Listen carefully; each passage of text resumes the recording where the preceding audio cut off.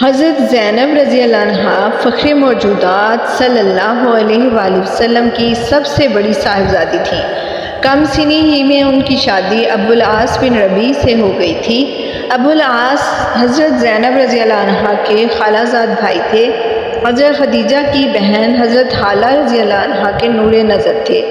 حضرت زینب رضی اللہ عنہا ماں باپ کی بڑی لاڈلی تو تھیں۔ حضرت خدیجہ رضی اللہ عنہا نے شادی کے تحفے میں انہیں یمنی عقیق کا اپنا قیمتی ہار دیا تھا۔ مکے میں 13 سال دعوت حق کا کام کرنے کے بعد جب اللہ کا حکم آیا کہ مدینہ کو ہجرت کر جاؤ تو نبی صلی اللہ علیہ وسلم نے مکے سے مدینے کو ہجرت فرمائی اور حضرت زینب رضی اللہ عنہا مکہ میں ہی اپنی سسرال میں رہ گئیں۔ دوسرے سال بدر کی جنگ ہوئی تو ان کے شوہر ابو العاص بھی مشرکین مکہ کے ساتھ جنگ میں شریک تھے۔ بدر میں عبداللہ بن زبیر نے بہت سے دشمنوں کو قید کیا۔ ان میں رسول اللہ صلی اللہ علیہ وآلہ وسلم کے داماد ابو العاص رضی اللہ عنہ بھی تھے۔ مکے والوں کو معلوم ہوا تو انہوں نے اپنے قیدیوں کو آزاد کرانے کے لیے فدیے بھیجے۔ حضرت زینب رضی اللہ عنہا کو شوہر کی گرفتاری کی خبر پہنچی تو بے چین ہو گئیں اور ان کی رہائی کے لیے اپنی ماں کا دیا ہوا ہار حضرت ابو العاص کے بھائی عمرو بن ربیع کو دے کر مدینے بھیجا۔ یہ تمام فدیے رسول اللہ صلی اللہ علیہ وآلہ وسلم کی خدمت میں پیش کیے گئے۔ فدیے کی چیزوں میں جب آپ کی نظر اس ہار پر پڑی تو حالت غیر ہو گئی، دل بھر آیا، بیٹی کی محبت نے بھی جوش مارا اور حضرت خدیجہ رضی اللہ عنہا کی یاد بھی تازہ ہو گئی۔ کچھ دیر آپ صلی اللہ علیہ وآلہ وسلم خاموش بیٹھے رہے۔ پھر آپ صلی اللہ علیہ وآلہ وسلم نے صحابہ سے کہا، یہ ہار محمد صلی اللہ علیہ وسلم کی بیٹی زینب کا ہے جو اس کی ماں نے اس کو دیا تھا۔ میں کیسے کہوں کہ ابو العاص کو فدیہ لیے بغیر چھوڑ دو، مگر غم کو تم لوگ سمجھ رہے ہو۔ تم لوگ خود ہی سوچو کہ ابو العاص کا فدیہ کیا ہو۔ اگر مناسب سمجھو تو یہ ہار زینب کو واپس کر دو اور ابو العاص کو بھی رہا کر دو۔ صحابہ نے مشورہ کیا اور کسی طرح یہ بات مناسب معلوم نہ ہوئی کہ ابو العاص کو فدیہ لیے بغیر واپس کر دیا جائے۔ یہ امتیازی سلوک اسلامی ذہن پر بڑا گراں تھا۔ مشورہ یہ ہوا کہ ابو العاص رضی اللہ عنہ کو فدیہ لیے بغیر نہ رہا کیا جائے، اور ابو العاص کا فدیہ یہ ہے کہ وہ مکہ پہنچ کر رسول اللہ صلی اللہ علیہ وآلہ وسلم کی بیٹی حضرت زینب رضی اللہ عنہا کو یہاں بھیج دیں۔ ابو العاص رضی اللہ عنہ نے بخوشی اس بات کو منظور کیا۔ رسول اللہ صلی اللہ علیہ وآلہ وسلم کو اس کی اطلاع دی گئی تو آپ کا چہرہ خوشی سے چمک اٹھا اور فرمایا کہ ابو العاص کے ساتھ زید بن حارثہ کو بھیج دو۔ زید مکے سے پہلے بطن یاجہ میں قیام کر کے انتظار کریں اور ابو العاص زینب کو ان کے پاس بطن یاجہ پہنچا دیں اور زید بن حارثہ زینب کو لے کر مدینے کو واپس آ جائیں۔ زید اور ابو العاص دونوں روانہ ہو گئے۔ زید بن حارثہ بطن یاجہ میں ٹھہر گئے اور ابو العاص رضی اللہ عنہ مکے پہنچے۔ اپنے وعدے کے مطابق بطن یاجہ میں حضرت زید کے پاس حضرت زینب کو پہنچا گئے۔ حضرت زینب کو انہوں نے مدینے تو روانہ کر دیا، لیکن زینب کے بغیر ان کے شب و روز بے نور ہو گئے۔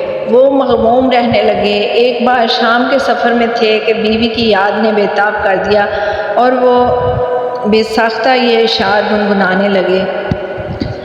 میں مقام اراز سے گزر رہا تھا کہ زینب کی یاد نے مجھے تڑپا دیا اور بے اختیار میرے زبان سے یہ دعا نکلی، اللہ اس شخص کو شاداب و شاد کام رکھے جو حرم میں قیام پذیر ہے، اور امین صلی اللہ علیہ وآلہ وسلم کی لڑکی کو اللہ جزائے خیر دے۔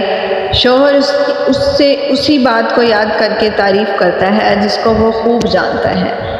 ابو العاص جب شام سے اپنے تجارتی قافلے کے ساتھ واپس آ رہے تھے، رسول خدا صلی اللہ علیہ وآلہ وسلم نے قافلے کے طاقم میں 170 سوار روانہ کیے۔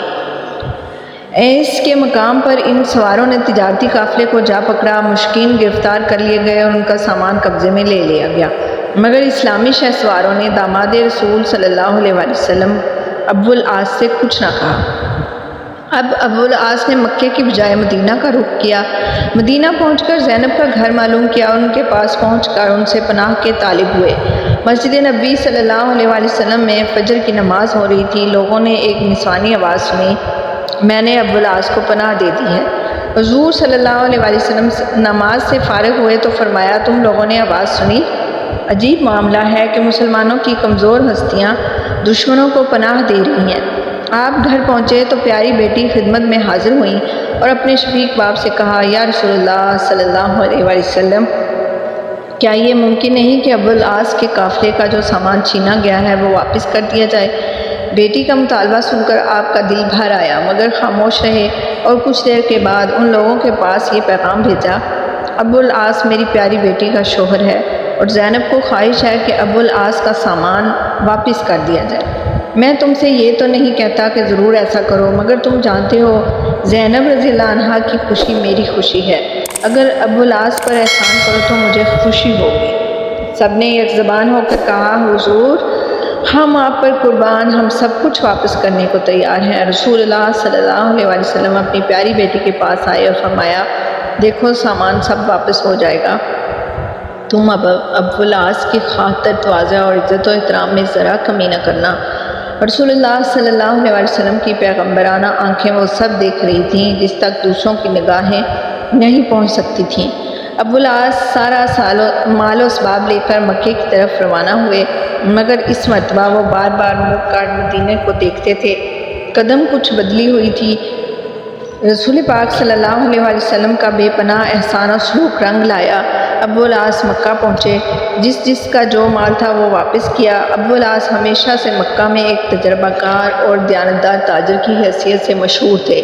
سب کے مطالبات ادا کرنے کے بعد آپ نے اعلان کیا، مکہ کے کسی شخص کو میرے ذمہ کوئی اور مطالبہ ہو تو وہ مجھ سے وصول کر لے۔ مکے والوں نے کہا، آپ انتہائی باوفا و انتہائی شریف بھائی ہیں۔ اب ابو العاص دل کی بات زبان پر لائے اور کہا، اس بار مدینے سے واپس ہونے کو ہرگز جی نہیں چاہ رہا تھا، مگر یہ سوچ کر واپس ہوا کہ تم یہ خیال نہ کرو کہ میں نے تمہارا مال و اسباب غبن کر لیا۔ اب جب کہ میں تمہارے سارے مطالبے ادا کر چکا اور اللہ نے یہ بوجھ میرے دل اور کندھے سے اتار دیا تو میں اعلان کرتا ہوں، سن لو، اشہد ان لا الہ الا اللہ و اشہد ان محمدا عبدہ و رسولہ، میں گواہی دیتا ہوں کہ اللہ کے سوا کوئی معبود نہیں، اور میں گواہی دیتا ہوں کہ محمد صلی اللہ علیہ وآلہ وسلم اللہ کے بندے اور رسول ہیں۔ 7 ہجری محرم کے مہینہ میں حضرت ابو العاص دولت ایمان سے مالا مال ہو کر رسول اللہ صلی اللہ علیہ وآلہ وسلم کی خدمت میں حاضر ہوئے۔ وہ بات پوری ہوئی جس کو ہمارے نبی صلی اللہ علیہ وآلہ وسلم کی پیغمبرانہ نگاہیں اس وقت دیکھ چکی تھیں جب آپ ابو العاص کو مکے سے رخصت کر رہے تھے، اور اس خبر سے مدینے میں ہر طرف خوشی کی لہر دوڑ گئی۔